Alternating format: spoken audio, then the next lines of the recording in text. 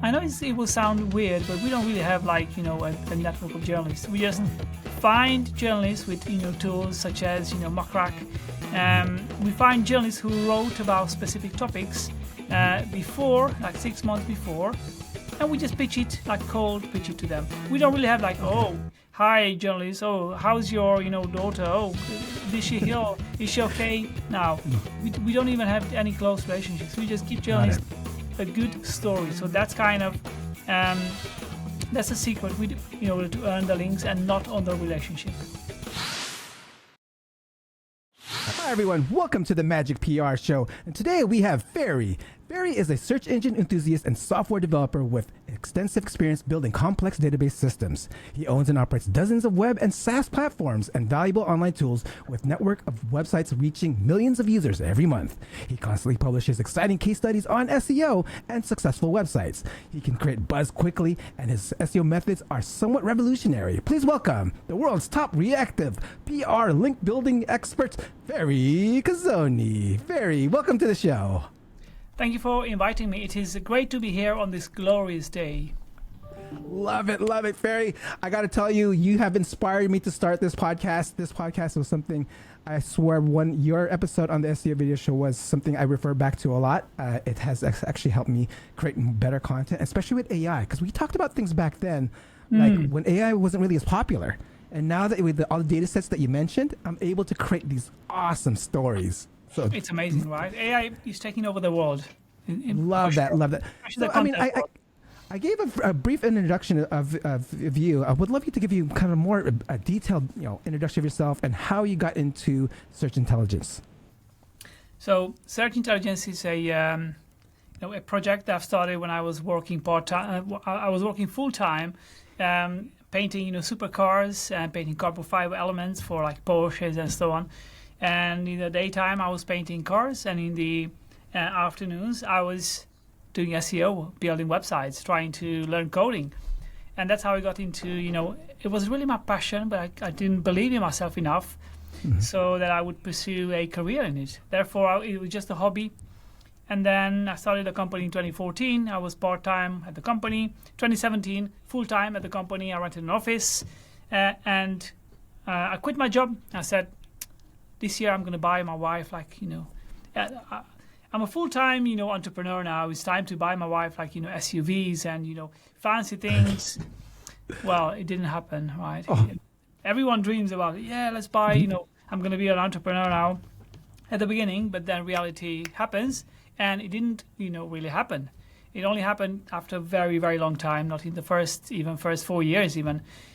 So up until from 2017 up until 2020, I was almost like a solopreneur. I had one person. We are doing like content creation, software development, link building, guest posts, forum link building, everything that was kind of SEO, but no digital PR, because I couldn't comprehend how others can actually land in these big publications. It was a very exotic thing, and that was it was bugging my mind.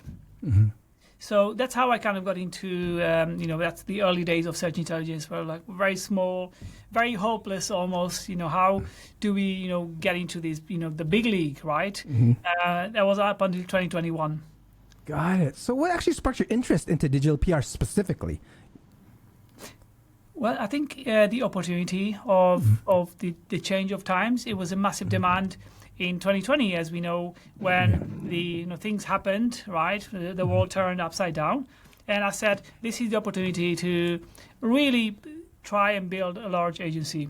And I've seen, the companies coming up like, Digital Loft and Rise S7 and Reboot Online. They were like some of the digital PR agencies back then, and even now they are, they're good. And I've seen them coming up, and I said, I want. That's so exciting to have links, because I was always a link building first SEO. I was like, I'm a big believer in links. I loved links every time.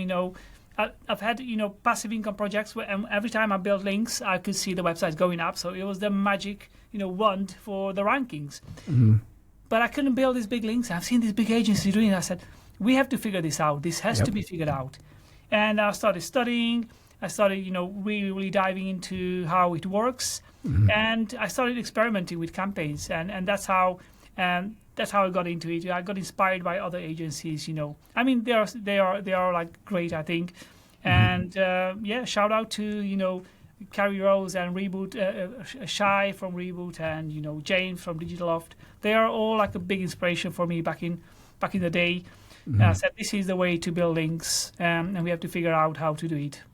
Love that. So, I mean, how did you actually develop the skills then and knowledge? Like, is there any required skills to get into digital PR, and that's different than link building?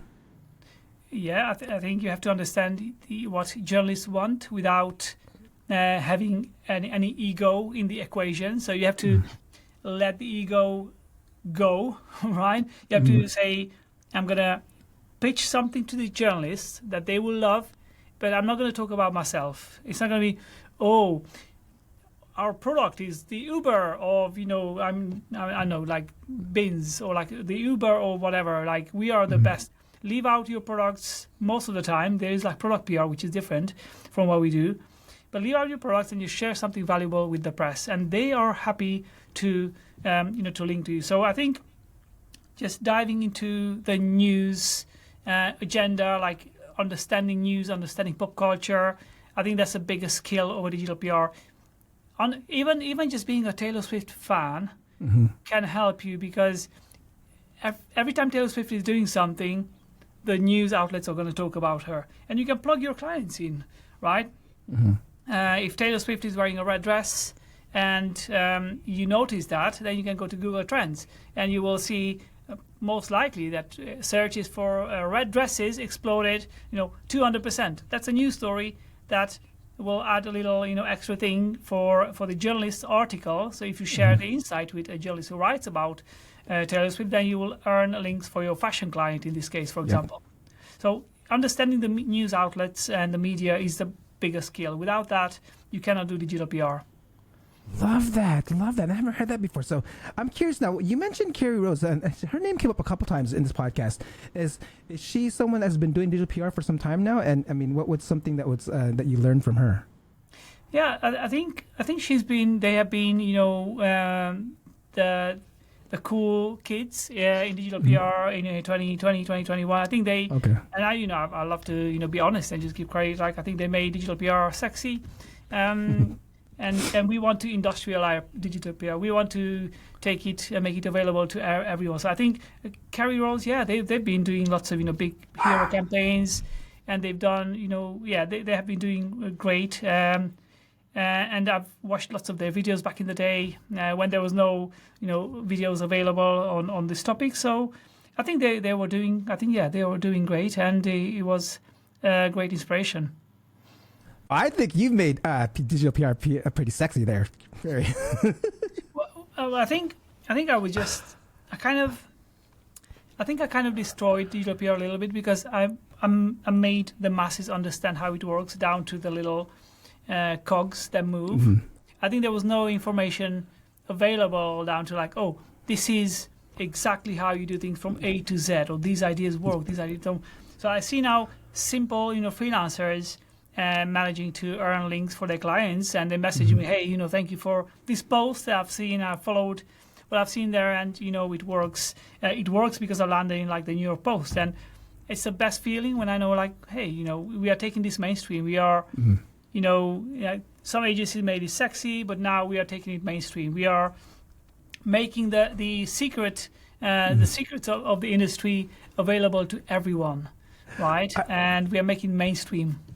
I love that. At the same time, I feel like sometimes some of those people maybe think that, like, why are you doing this? Why are you doing this? That's my goal. I want to make people think like, where's the catch? Like, why are you giving this away for free? Like, this should be a £1,000 a month course, and you share the information for free. And I just believe in like what goes around comes around, and it kind of worked out pretty well for me so far. Love that, guys. And if you guys didn't know, Fery was a guest on the SEO Video Show, another podcast I host, and he shares a lot of tips on that show. So be sure to check that out as well. So I want to go into more about how like a particular challenge maybe you had within the campaign that you had currently, or maybe in the past, that you remember. Oh, we have challenges all the time. We we have lots of moving parts at our company. We work on like hundreds of campaigns consecutively. So sometimes things can go wrong, like a wrong data set is being interpreted in a certain way. Sometimes we make errors in the data, and then we have to correct it before it goes out. So the campaign is scheduled to go out, and then we realize on the last day that the data has to be completely reworked, and then the data team goes away and reworks the data. I think the challenges were, especially initially, we had challenges where we couldn't land any link. We were just pitching stories and nobody cared about us, and it was so depressing. Like moving forward, like what was one of the most memorable campaigns that you thought was like really, really successful? One of the most successful one was we had more, but we had one of them was the I think I mentioned this a lot of times because it is one of the most memorable ones. It's how much would video game characters earn in real life? And it was a game, an online games website, a client, and we said, how can we find something fun and something interesting? And then we came up with the idea of Super Mario and Max Payne and Pac-Man. So we found out if they were we know that the Mario is a plumber. So Mario's salary would be 30,000 whatever in real life, and then Pac-Man is a security guard. His salary would only be 15,000 pounds. So Pac-Man is the poorest of the video game characters because he only earns a 50,000 pounds. And then I think there was a character who was a CEO and he would earn 300 something thousand pounds, and he was the richest. And we pushed it out. It was a massive hit. Everyone was talking about, hey, did you know that Mario is he would only earn 30,000 pounds? It was good fun. And I think journalists really loved the unique angle. So that was probably the most memorable and quite successful one as well. Love that. Let's go a little bit deeper on that one. What are the three things that made that campaign successful that you feel that made that campaign successful? I think the most important thing that made it successful is it was almost relatable, because I know that every journalist at one point they played Super Mario or they played some kind of video game, and it was almost like writing about their childhood kind of favorite characters. So that was probably, and journalists knew that this would resonate with the masses because everyone probably played Super Mario when they were children. So I think the relatability, everyone was kind of felt like it's related to them or to their childhood and brought back nostalgia. I think that was one of the big things. And the other one was the very unique angle where a very creative way of telling a story about if these characters would be real life characters. I think everyone kind of imagines sometimes what if fictive characters would be real characters. And then the other one was just distribution. I think the other factor was we distributed wide. We didn't go to just 100 journalists, but I think we went to 1,000 journalists who wrote about video games, or even who wrote about jobs, because we had different angles, right? We could go for the jobs angle, we could go to the entertainment angle, we could go to gaming angle. So we had a wide pool of journalists because of the nature of the campaign. I think these three were the biggest factors of the success. Love that. That brings me to my next part of our conversation is how do you build a great network of journalists? What are some tips on building that network? Well, we don't even. I know it will sound weird, but we don't really have a network of journalists. We just find journalists with tools such as Mockrack. We find journalists who wrote about specific topics before, 6 months before, and we just pitch it cold pitch it to them. We don't really have hi journalists, how's your daughter, is she okay now? We don't even have any close relationships. We just give journalists a good story. So that's kind of that's a secret. We don't build relationships because we pitch a lot. And it would be impossible to maintain a relationship with thousands of journalists. Therefore, we have to rely on the interestingness of the story. We have to rely on the of the quality of the idea in order to earn the links, and not on the relationship. Love that. For someone that wants to break into the field of digital PR, I mean, I know I see you hire a lot of people on LinkedIn. What are some advice you'd give to someone that wants to break into this industry and possibly even work for search intelligence? Well, they would have to be obsessed with the news. They would have to dive in and just think of the angles. Think of, why did the journalists write about this? Why is this story interesting? And just start reading the news and asking questions as they consume the news. I've just seen a campaign. It was about a cake, but they wanted to write about cakes. But in order to make it more interesting to the public, they said Elvis Presley would love this cake. And because the journalists made a research on Elvis Presley, and they found out that he loved banana. And the only connection between the cake and Elvis Presley was that the cake was a banana-flavored cake. And they brought in Elvis Presley in the title. Every Elvis Presley fan clicked on that cake title, on the cake article, and that was the only connection. Like, Elvis Presley loved bananas.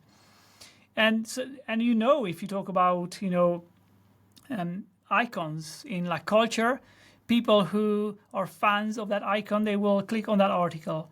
So just think of it like this: why did they put Elvis there? Oh, because there's millions of fans who, if they see this article on the Express, then they will click on the article and they will read about the cake, which otherwise they would not have read about the cake if it was not for Elvis, right? So consume the news and ask questions. Why? Why is this there? Why is that there? Why have they chosen to write about this topic or angle it this way? Curiosity is the biggest asset that you can have as up and coming digital PR.